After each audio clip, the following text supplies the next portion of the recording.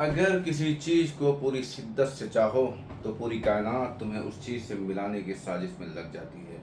मेरे कहने का मतलब है कि आप पहले चाहो तो किसी चीज़ को, यानी कि अगर आप अंग्रेजी सीखना चाहते हैं, अगर आप ये चाह लेते हैं कि मुझे सीखना ही है, तो देखना ये पूरी सृष्टि, पूरी दुनिया, पूरी कायनात तुम्हें वो चीज़ हासिल करने पे लग जाएगी और आज आपको हासिल कर लेंगे। फिलहाल में आज मैं आप लोगों के सामने एक स्ट्रक्चर लाया हूँ छोटा सा। जैसे हम कहते हैं कि भाई मैं पढ़ता तो हूँ, या वो जाता तो है, या वो लिखता तो है। जब हम कोई चीज़ जो है फुल कॉन्फिडेंस के साथ जो है गुस्से से कहते हैं, तो ऐसे सेंस में हम क्या यूज करते हैं। जैसे मैंने कहा कि मैं जाता तो हूँ, मैं जाता तो हूँ। जब ये फुल कॉन्फिडेंस के साथ कहते हैं कि मैं जाता तो हूँ, तो यहाँ पे यूज होता है आई डू गो, यानी कि डू या डज सब्जेक्ट के अकॉर्डिंग हम यूज करेंगे। जैसे मैंने कहा कि वो खेलता तो है, अब वो खेलता तो है यानी कि ही डज प्ले, वह खेलता तो है, वह खेलता तो है। जैसे किसी ने कहा कि भाई वो नहीं खेलता है, तो आपने गुस्से से कहा नहीं वो खेलता तो है, फुल कॉन्फिडेंस में, तो वहां पे आप डज लगाएंगे और ये वर्ब की फर्स्ट फॉर्म लगा करके आप सेंटेंस में बना देंगे। यानी कि डू या डज लगा कर करके और डायरेक्ट वर्ब का फॉर्म लगा देंगे मेन फॉर्म, और इस तरीके से सेंटेंस बन जाएगा। तो चलिए और सेंटेंस बना करके देखते हैं हम कि रोहित दौड़ता तो है, रोहित डज रन, रोहित दौड़ता तो है।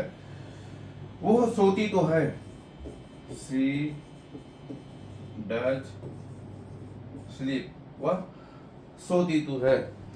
मैं काम पे जाता तो हूं, आई डू गो वर्क।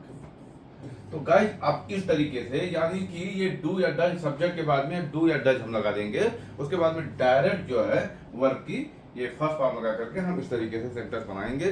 तो इस तरीके से वह जाता तो है, वह पढ़ता तो है, मैं खेलता तो हूँ, वह नहाती तो है, और वह सोता तो है, और क्या बोलते हैं शाहरुख खान मूवी बनाता तो है। तो ऐसे सेंस में हम जो है ये इस्तेमाल करेंगे। सब्जेक्ट क्या रहेगा हमारा, सब्जेक्ट प्लस डू या डज प्लस वर्ब की फर्स्ट फॉर्म, ये हमारा स्ट्रक्चर है। इस स्ट्रक्चर के आधार पे हम सेंटेंसेस बना देंगे। और गाइस एक चीज़ और मैं कहना चाहूँगा, इस तरीके से हम छोटे छोटे सेंटेंसेस बनाना सीख जाएंगे। उसके बाद नंबर आता है कि हम अंग्रेजी बोलें कैसे। अंग्रेजी बोलने के लिए हमें डेली जो है क्वेश्चन आंसर करना पड़ेगा। इसको फ्रेंड फार्मूले के अंतर्गत आता है, और दूसरा ऑक्टोपस फार्मूले के अंदर किसी भी चीज़ के बारे में 7-8 रीजन हम बताएंगे।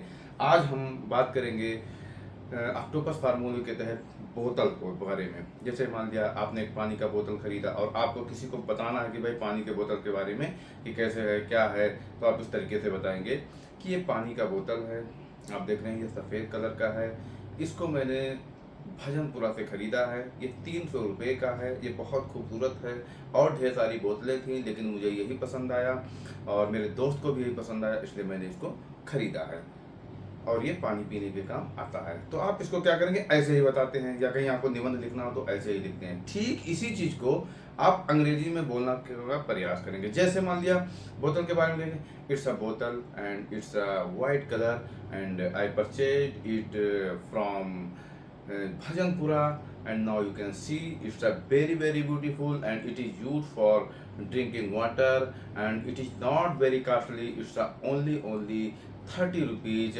and we can purchase costly bottle also, for example 300, 500 and 1000, and copper bottle and aluminium bottle and glass bottle, all types of bottle are available in the market। तो आप इस तरीके से कहेंगे। तो ये हो गया हमारा सिस्टम क्या है, बोलने किसी भी चीज़ के बारे में बताने का। तो ऐसे हम डेली बताएंगे, ठीक है। जो चीज़ें हमें नहीं आती है तो हम उसमें बीच बीच में हिंदी बोल दिया करेंगे। अब नंबर हमारा आता है एक चीज़ और का, क्वेश्चन आंसर, यानी कि फ्रेंड्स फार्मूले के तहत। अब हम क्या करेंगे, उसी बोतल से बात करेंगे बैठे करके।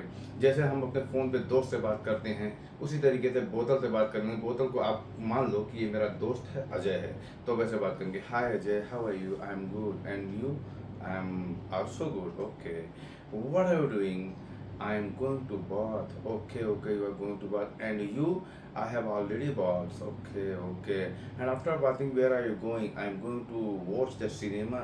Oh, you are going to watch the cinema? Yes, yes, I am going to watch the cinema. Okay, no problem. When will you go? I will go around 9 p.m. Okay.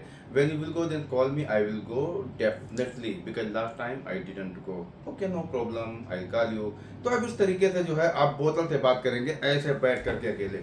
जब हम इस तरीके से कभी भी किसी भी चीज़ के बारे में बताने का प्रयास करेंगे और उससे जो है क्वेश्चन आंसर दोनों करेंगे, तो जाहिर सी बात है यही अंग्रेजी है, यही लैंग्वेज है, यही भाषा है, आपको बोलना बड़ी आसानी से आ जाएगा। अब रहा सवाल क्या है कि एक वर्ब हमें डेली याद करना चाहिए, क्योंकि without verb English is nothing. बगैर वर्ब के इंग्लिश कुछ भी नहीं है। चलिए आज मैं आप लोगों को सिखाता हूँ एक वर्ब जो बहुत पॉपुलर है। वो पॉपुलर है वर्ब हैव।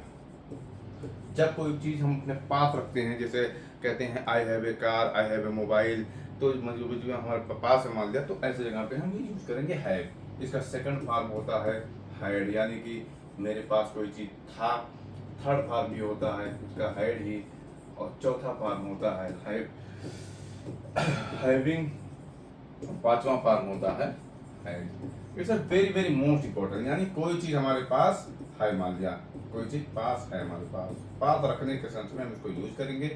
जैसे मैंने कहा कि तुम्हारे पास कलम है, यानी कि you have a pen, you have a pen. तुम्हारे पास कलम था, यू हैड ए पेन। तुम्हारे पास कलम था, यू हैड ए पेन। तुम्हारे पास जैसे मान लिया मेरे पास कलम है, तो इसको I am having a pen भी हम कह सकते हैं, और ही या सी के साथ जो है सिंगुलर के साथ हैज लगा करके हम बनाएंगे। सो गाइज एवरीडे आप भी इस तरीके से प्रैक्टिस करेंगे और एक एक वीडियोज बनाएंगे और अंग्रेजी सीखने का प्रयास करेंगे, और पूरी दुनिया में जो है कॉन्फिडेंस के साथ आप अंग्रेजी बोलेंगे और इंजॉय करेंगे।